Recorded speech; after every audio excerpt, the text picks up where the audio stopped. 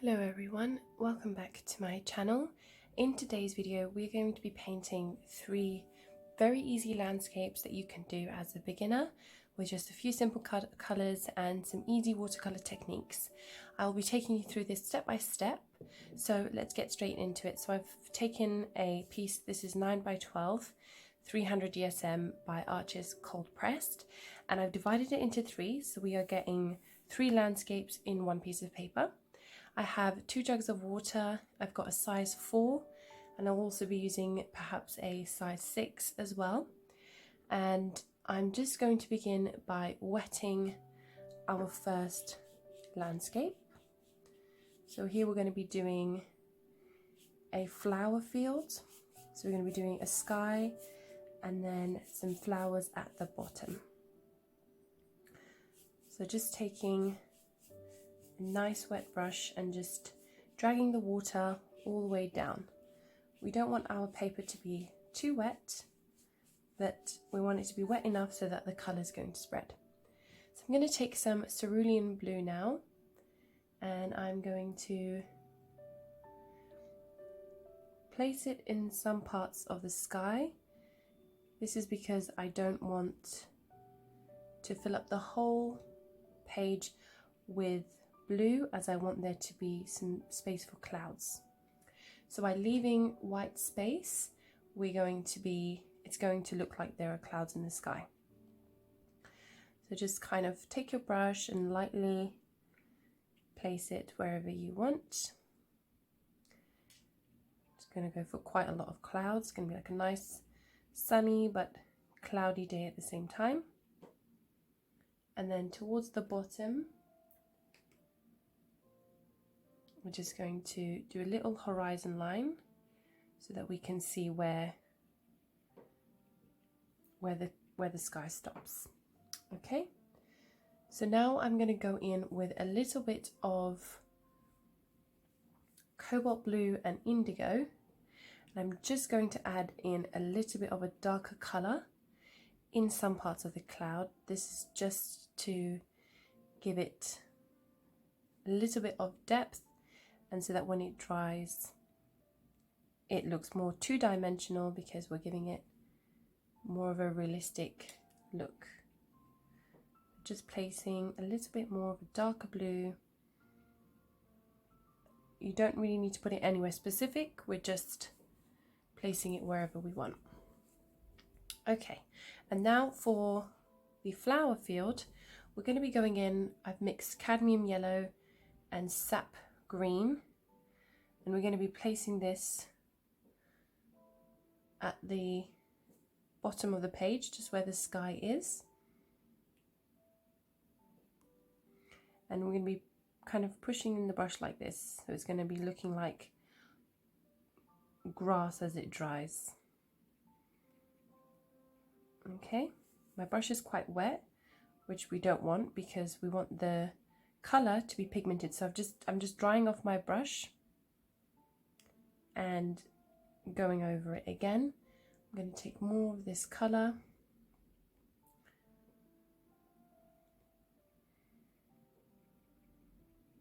like so, and just placing it like that. Now with a darker green, I'm using Hooker's green mixed with burnt umber, and this I'm going to be placing towards the bottom, and again using this line technique so that as the paint dries it has this effect of looking like grass. And you can also just kind of do some strokes like so, so that it looks as if it's a loose type of grass. Just wetting my brush and getting some more pigment. So just mixing Hooker's green and burnt umber together. Okay, and just going over again.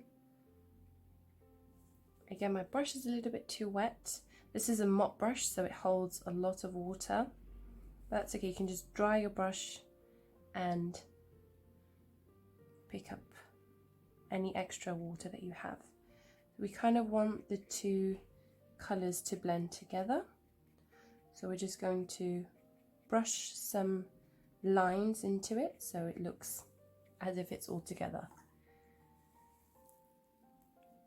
Okay, now going in with some of that Hooker's Green and Burnt Umber mix, I'm taking a size 5 and I'm just lightly brushing some strokes at the top.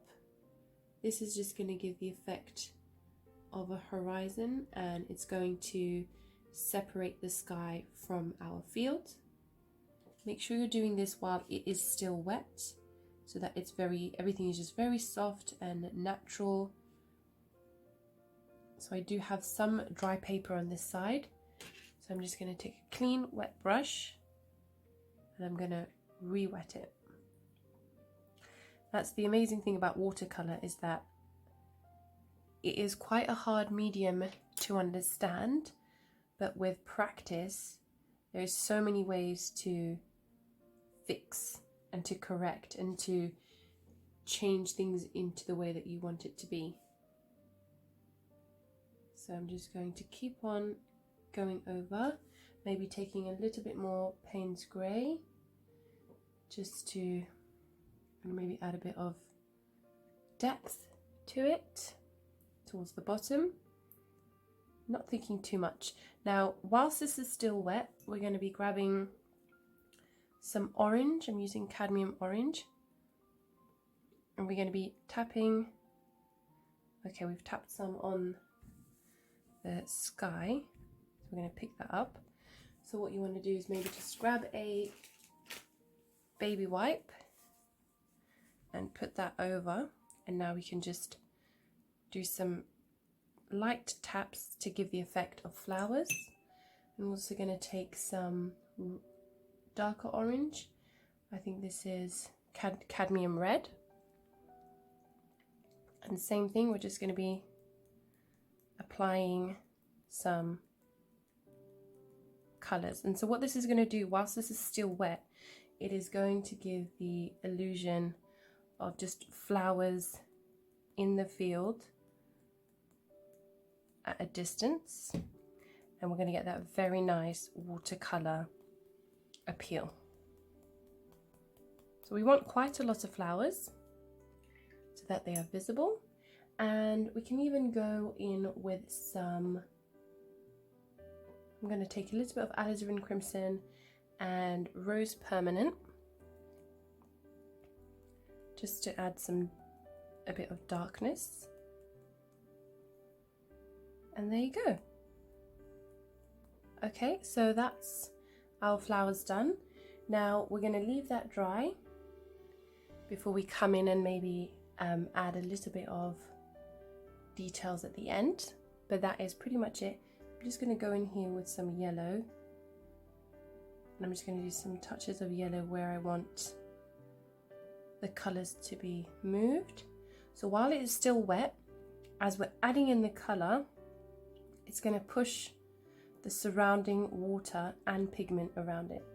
So it's going to create this beautiful sort of cauliflower effect in the water.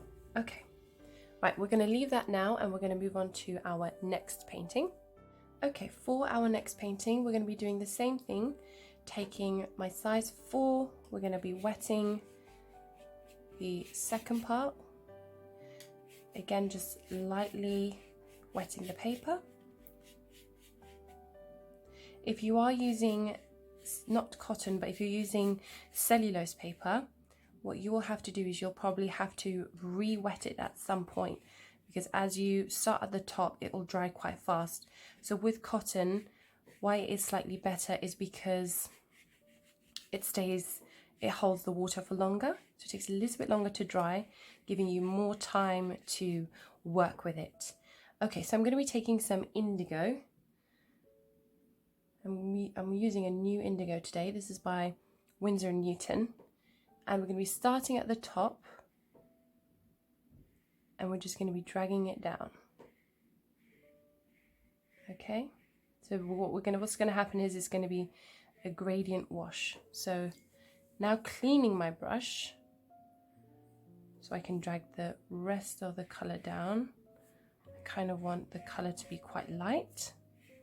So I'm going to be now moving upwards to bring pigment towards the top, because here's where we're going to be adding some orange and yellow. And then taking more indigo blue, we're going to be making it darker at the top. So we're going to be applying again another wash and just slowly bringing it down.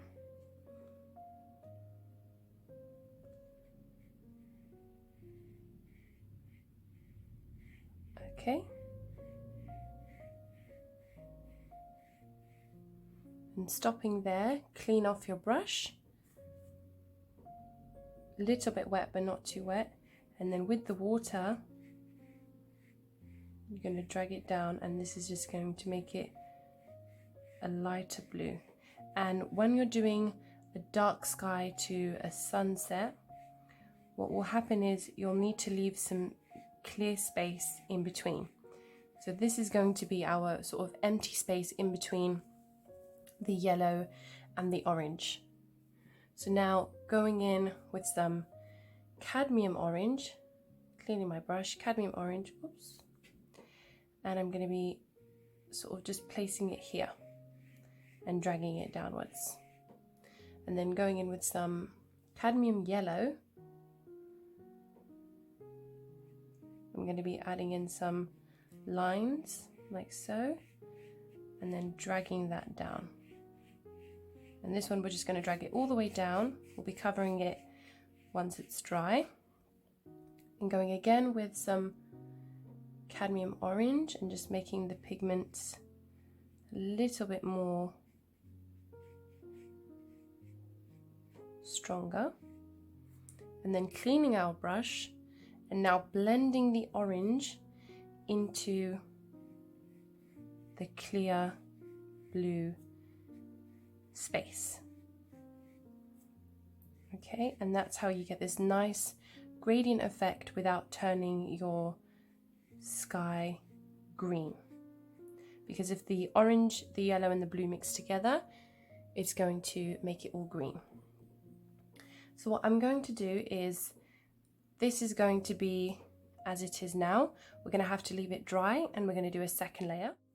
Okay, and for our last landscape, we're going to be doing a mountain with some galaxy and some stars in the sky. So we're going to be taking, again, a wet brush, wetting our paper,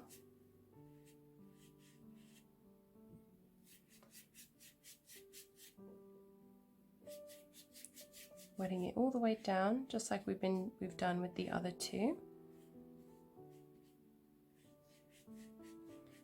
Okay, and then we're going to be taking indigo. Once again, we will be adding, well, actually we're not going to be taking indigo, sorry. So we're going to be taking some alizarin crimson mixed with cobalt blue. It's going to give us this very nice and warm purple, and we're just going to be placing it like so on the paper.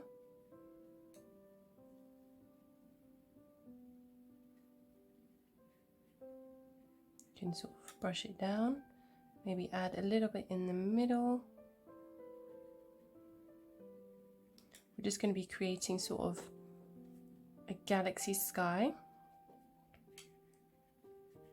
and then wetting your brush a little bit, we're going to be dragging that color down so it's sort of lighter than it is at the top. And then I'm going to be going in with some Diox Violet, and I'm just going to be placing that around the center part that is white, so we're going to leave that stay white. Okay, just going to be adding some more.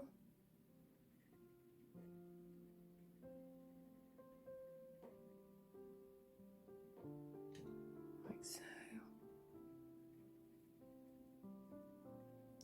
Going to leave sort of some spaces just to make things a little bit interesting.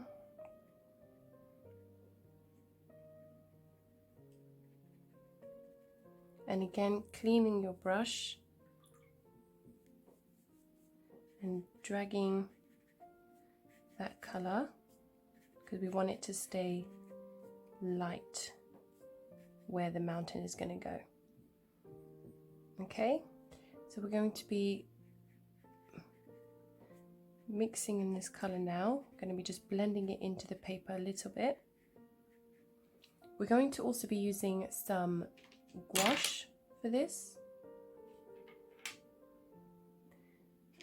Just taking some more alizarin crimson.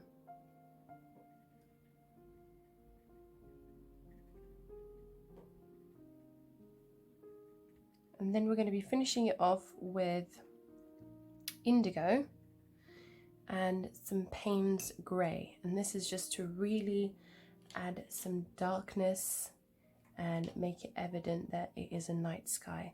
So I'm just going to go in now with the blue. It's kind of like we're layering. So we're just adding layer by layer. So at the corner of the pages is where we want it to be the darkest. So that's where we're adding in our blue. And then you can do sort of little specks here and there just to bring it all together.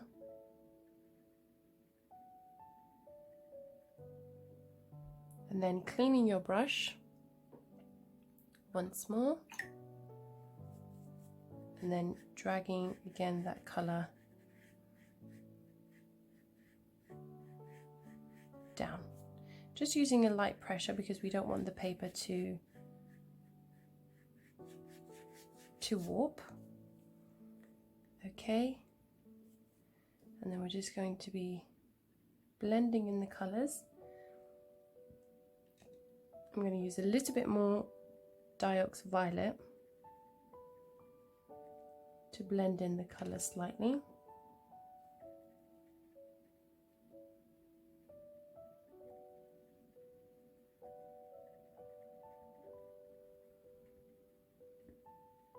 Just kind of using a dabbing motion. So with my size 6 clean brush, I'm just going to be lifting some paint off. So wherever you see there is paint, we just want it to be a bit lighter.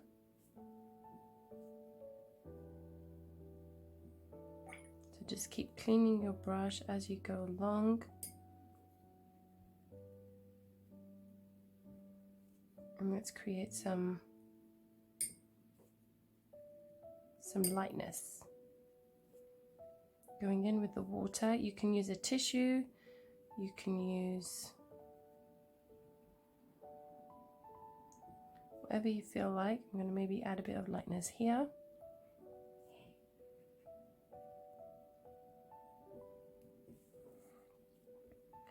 Okay, and then that is pretty much it.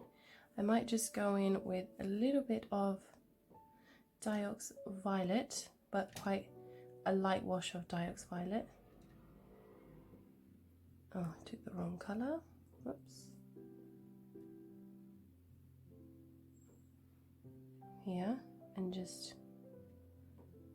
brush it downwards.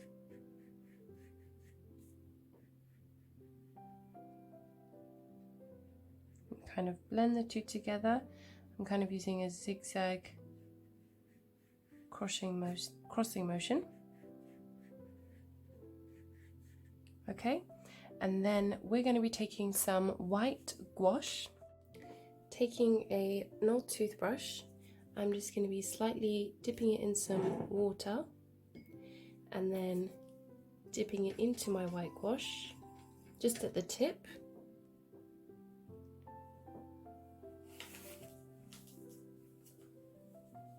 And then taking either a tissue or some form of towel, I'm just going to be covering up the paintings and just using sort of a flicking motion, we're going to be adding our white stars.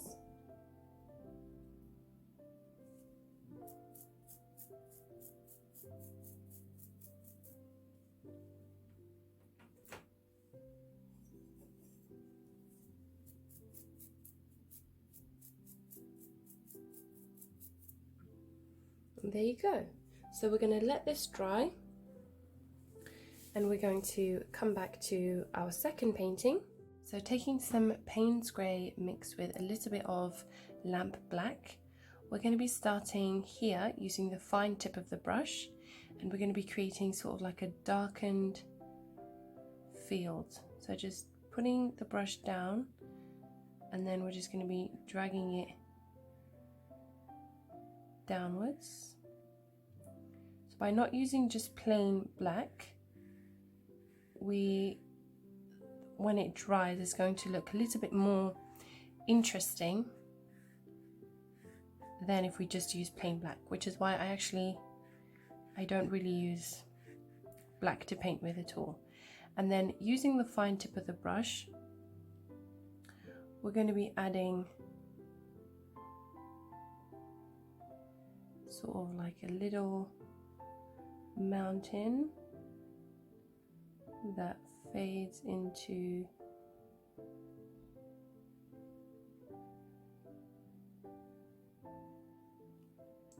the sky.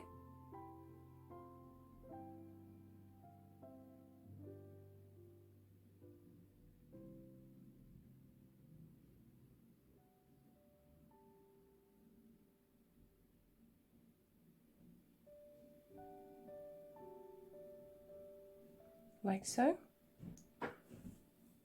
Starting from your right, we're just going to be doing a smaller version of what we did on the left.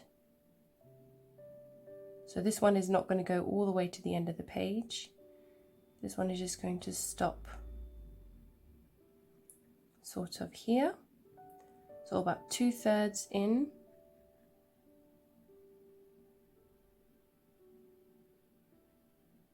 Like so. And then what we're going to do is we're going to take a finer tip brush. So I'm going to use my size 6 with a little bit of Payne's Grey, and we're going to add in a little bit of lines so that it comes in together and they sort of meet halfway through. Okay, and now I'm going to add a little bit more Payne's Grey into the silhouette of the field, and just using sort of like a line motion so that as it dries it's going to have a nice effect. Back to our last landscape that is now dry, we're going to be painting in a mountain, and so just using some Diox Violet and Payne's Grey, I'm going to be taking my size 4 and just using sort of a small up and down motion like so, and maybe do a second high point here, and then just dragging the color down like so. And then we're going to wait for that to dry, and then we will go over with some gouache, white gouache, to add a little bit of details to the mountains to bring it all together. Now that the mountains are dry, we're going to do our last step, which is adding some white gouache to the tip and sort of downwards on the mountains to give them a little bit of detail. So taking a dry brush, so I have a brush here with some gouache and it is a dry, so I've picked up some gouache whilst the brush is dry so that I can use this technique. And what I'm going to do is, by starting at the tip, I'm going to brush it downwards. And what this is going to do is going to give us a very realistic mountain effect. And then going the other way, turning the brush and doing the same thing at the top here. And we get these nice little ridges where the space, the color of the mountain comes through. And then this gives the effect of it looking like some snow.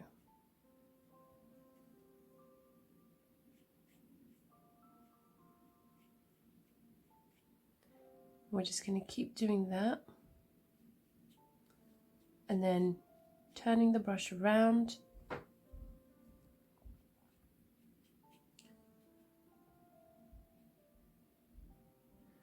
and going downwards.